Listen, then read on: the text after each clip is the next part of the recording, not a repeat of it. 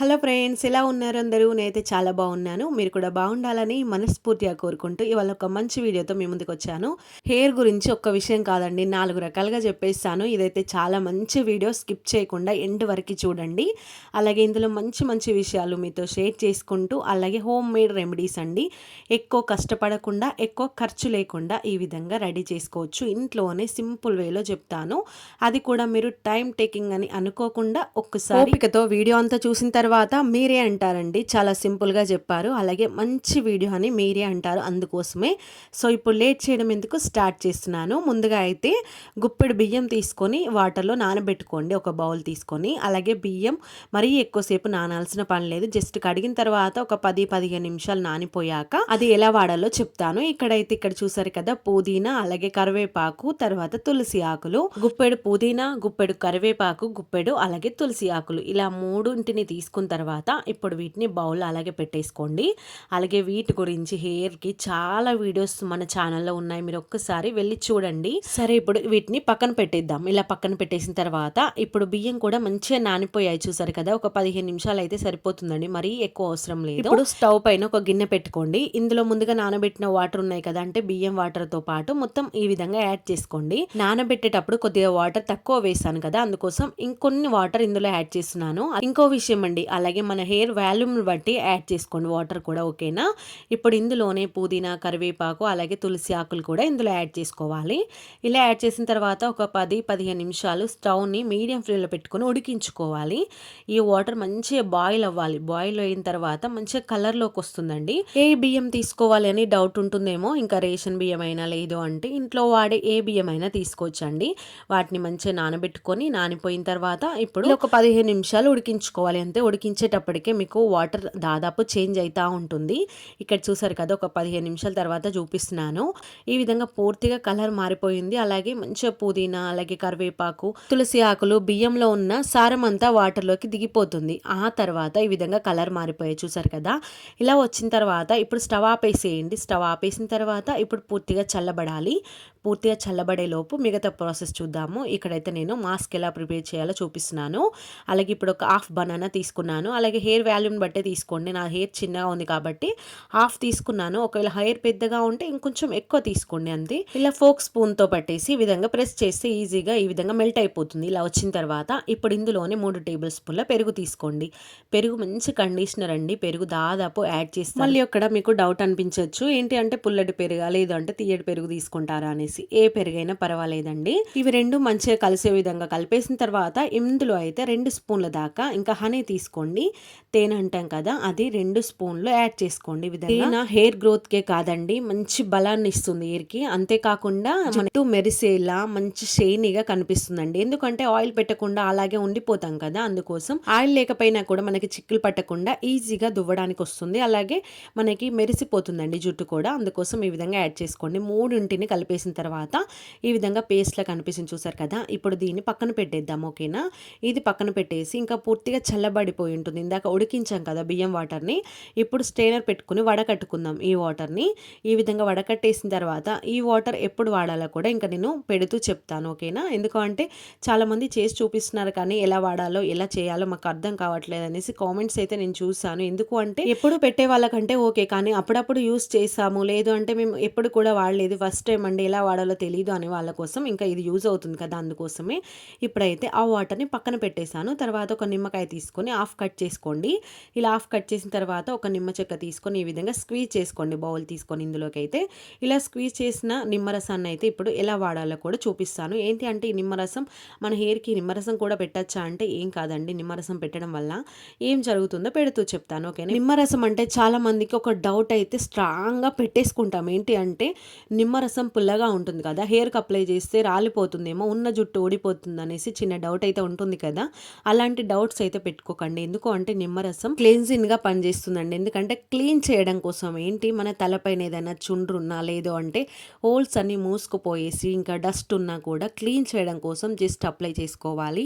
అలాగే ఏదైనా దురద ఉన్నా కూడా దాదాపు తగ్గిపోతుందండి. హెయిర్కి కాకుండా తల మొదటి భాగంలో పెట్టండి, స్కాల్ప్కి అప్లై చేయండి. ఇలా స్కాల్ప్కి అప్లై చేసిన తర్వాత ఇంకో మాట అండి, అలాగే ఒకటే నిమ్మ చెక్క పిండాను కదా, ఒకవేళ హెయిర్ వాల్యూమ్ ఎక్కువగా ఉంటే కూడా ఒక నిమ్మకాయ పూర్తిగా రసం తీసుకొని స్కాల్ప్కి అప్లై చేయండి. ఇలా అప్లై చేసిన తర్వాత ఇంకా మీరు ఈ ప్లేస్లో నిమ్మరసం కాకుండా ఇంకేదైనా పెట్టచ్చా అంటే పెట్టచ్చండి. నిమ్మరసం ప్లేస్లో అలోవెరా జ్యూస్ అని కూడా మనకి దొరుకుతుంది. అలా కాకుండా న్యాచురల్గా పెట్టుకోవాలి, మాకు అలాంటివి ఏమి వద్దు అని అనుకుంటే కూడా ఇంట్లో మనకి అలోవెరా చెట్లు ఉంటాయి కదా, అవి తీసుకొని పైన పార్ట్ తీసేసేయండి. పీలప్ చేసిన తర్వాత లోపల జెల్లా కనిపిస్తుంది కదా, అది మంచిగా తీసేసిన తర్వాత దాన్ని గ్రైండ్ చేసుకోండి. గ్రైండ్ చేసేసి మంచిగా వడకట్టామనుకోండి, దాంట్లో నుండి జ్యూస్ వస్తుంది. ఆ జ్యూస్ని అప్లై చేసుకోవచ్చు. అబ్బా ఇంత ప్రాసెసా అంటే నిమ్మరసమే బెటర్ లేదు దీనికన్నా అని అనిపిస్తుందా మీకు? కాకపోతే ఒకవేళ నిమ్మరసం మీకు పడదు, లేదు అంటే మాకు నచ్చదు, ఎప్పుడూ పెట్టలేదు అని అనుకుంటే మీరు దానికి ఆల్టర్నేట్గా చెప్పమంటే ఇంకా చెప్తున్నాను. అలోవెరా బెస్ట్ రిజల్ట్ ఇస్తుందండి. ఇప్పుడు ఇళ్ళల్లో చాలా మంది ఇంకా చెట్లు పెట్టేసుకుంటున్నారు కదా, అలోవెరా చాలా మంది ఇళ్ళల్లో ఉంటుంది, అందుకోసమే చెప్తున్నాను. ఇప్పుడు సెకండ్ స్టెప్ చేసే ముందు ఇంకా క్లాత్తో తుడిచేస్తున్నాను, తడిగా ఉంటుంది కదా, ఎందుకంటే క్లీనింగ్ కోసమే కాబట్టి. లెమన్ రసం తీసుకున్నాం కదా, అందుకోసం అది కొంచెం తుడిచేస్తున్నాను. లేదు అలాగే మసాజ్ కూడా చేసుకోవచ్చండి. కొంచెం వెట్ గా ఉంటుంది కదా, అది కొంచెం లైట్ గా తుడిచేసిన తర్వాత ఇప్పుడు ఇంకా ఆయిల్ మసాజ్ ఎలా చేయాలో చూపిస్తాను. ఓకేనా, 2 ఆయిల్స్ అయితే మిక్స్ చేస్తున్నాను. అది కూడా ఒకటి కొబ్బరి నూనె, ఇంకొకటి అయితే నువ్వుల నూనె. ఇవి 2 కలిపేసి ఆయిల్ మసాజ్ ఎలా చేయాలో చూపిస్తాను. అలాగే ఎంత తీసుకోవాలి అంటే హెయిర్ ఎక్కువగా ఉంటే కొంచెం ఎక్కువ యాడ్ చేసుకోండి, లేదు తక్కువగా ఉంటే మాత్రం కొంచెం నేను చెప్పినట్టుగా 1 టేబుల్ స్పూన్ అయితే సరిపోతుంది. కొబ్బరి నూనె 1 టేబుల్ స్పూన్, అలాగే నువ్వుల నూనె 1 టేబుల్ స్పూన్ తీసుకొని ఇవి రెండిట్లైనా ఒకసారి కలిపేసేయండి.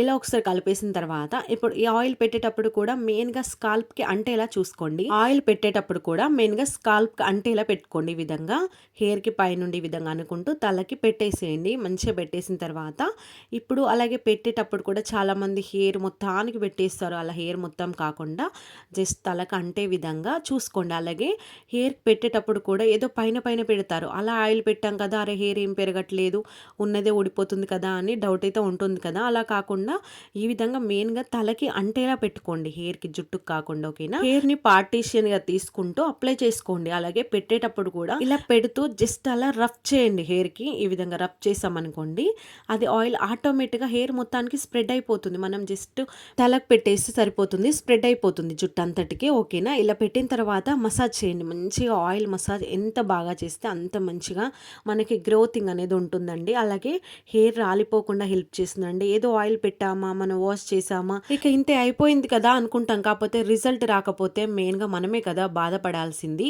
అందుకోసమే టైం టేకింగ్ అనుకోకుండా ఈ విధంగా పెట్టుకోండి. ఓకేనా, మసాజర్ కూడా ఉంటుంది మీ దగ్గర, అది అవైలబుల్గా ఉంటే ఇంకా దాంతో మసాజ్ చేసుకోండి. చాలా రిలాక్స్డ్గా అనిపిస్తుందండి. అందుకోసమే నా దగ్గర కూడా ఉండే, కాకపోతే అది ఎక్కడ ఉందో ఇంకా మర్చిపోయాను. మీ దగ్గర హెడ్ మసాజర్ ఉంటే దాదాపు దాంతోనే పెట్టేసుకోండి, ఎందుకంటే చాలా రిలీఫ్గా అనిపిస్తుందండి.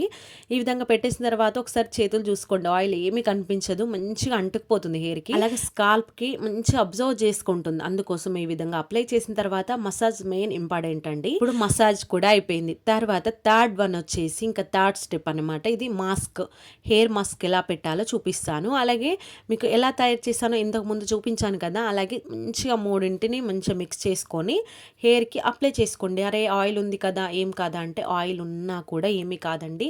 ఆయిల్ లేకపోతేనే ప్రాబ్లం. ఎందుకు అంటే ఆయిల్ లేకుండా పెడతాం కాబట్టి మనకి బనానా అలాగే పెరుగు పెట్టాం కదా, మనం ఎంత షాంపూ పెట్టి రుద్దినా కూడా పోదు దాదాపు. అందుకోసం ఆయిల్ ఉంటే ఈజీగా పోతుంది, అందుకోసం చెప్తున్నాను. ఆయిల్ ఉన్నా కూడా ఏమీ కాదు. ఇలా ఆయిల్ పెట్టిన తర్వాత వెంటనే పెట్టచ్చా అంటే వెంటనే కూడా పెట్టచ్చు, ఏమీ కాదు. ఓకేనా, ఈ విధంగా ఆయిల్ పెట్టిన తర్వాత మసాజ్ చేసేసి వెంటనే ఈ విధంగా మాస్క్ అప్లై చేసుకోండి. ఇందాక ఎలా తయారు చేశానో కూడా చెప్పాను కదా, అది కూడా స్టెప్ బై స్టెప్ మర్చిపోకుండా అలానే ప్రిపేర్ చేసుకొని ఈ విధంగా అప్లై చేసుకోండి. ఇవన్నీ ఒకే రోజున ఎందుకు చూపిస్తున్నాను అంటే, ఎందుకంటే నమ్మాలి కదా మీరు కూడా. హెయిర్కి ఇన్ని రకాలుగా పెడతారా అసలు తెలీదు అని అనుకునే వాళ్ళ కోసం మంచిగా యూజ్ అవుతుందండి.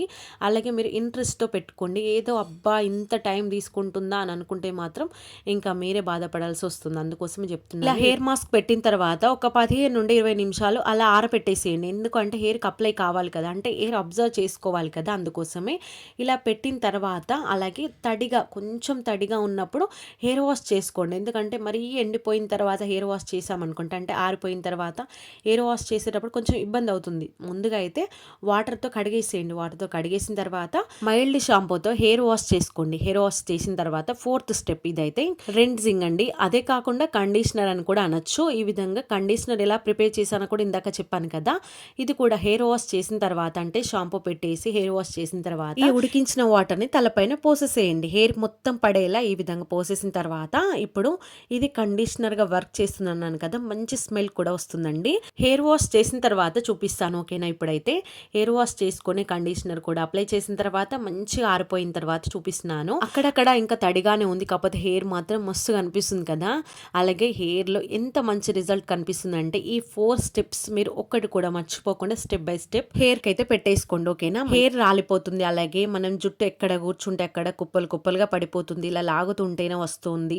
అలాంటి వాళ్ళకి అలాగే మళ్ళీ ఇంకా ఏంటంటే దురద ఉంటుంది. ఎప్పుడు చూసినా కూడా తలలోనే చేతులు పెడతా ఉంటాం. అలాంటి వాళ్ళకి లేదు అంటే ఎక్కువ శాతం ఆయిల్ పెట్టకుండా అలాగే ఉంటారు కదా! అలాంటి వాళ్ళకి కూడా మంచిగా యూజ్ అవుతుందండి. ఈ 4 స్టెప్స్ మిస్ అవ్వకుండా మీరు కూడా ఈ విధంగా పెట్టేసేయండి. అలాగే ఎన్ని టైమ్స్ పెట్టాలి అంటే నెలలో 2 సార్లైనా పెట్టుకోండి ఓకేనా? 15 డేస్‌కి ఒకసారి ఈ విధంగా పెట్టడానికి ట్రై చేయండి. టైం తీసుకుంటుందని అనుకోకుండా మీరు టైం దీనికోసమే కేటాయించుకోవాలి. ఎందుకంటే హెయిర్ కావాలి అంటే తప్పదు కదా! టైం తీసుకుంటుంది. ఇప్పటికి గుండు చేపించుకొని ఇక 3 మంత్స్ దాటిపోయిందండి. అప్పటి నుండి ఈ రిజల్ట్ ఇలా ఉంది. అందుకోసం లైవ్‌గా ఇంకా చూపించాను కదా! మీరు కూడా తప్పకుండా ట్రై చేయండి. ఎవరికైనా యూజ్ అవుతుంది అనుకుంటే వాళ్ళకి కూడా షేర్ చేయండి. వీడియో నచ్చితే లైక్ చేసి సబ్స్క్రైబ్ చేసుకోండి. Thanks for watching. బాయ్.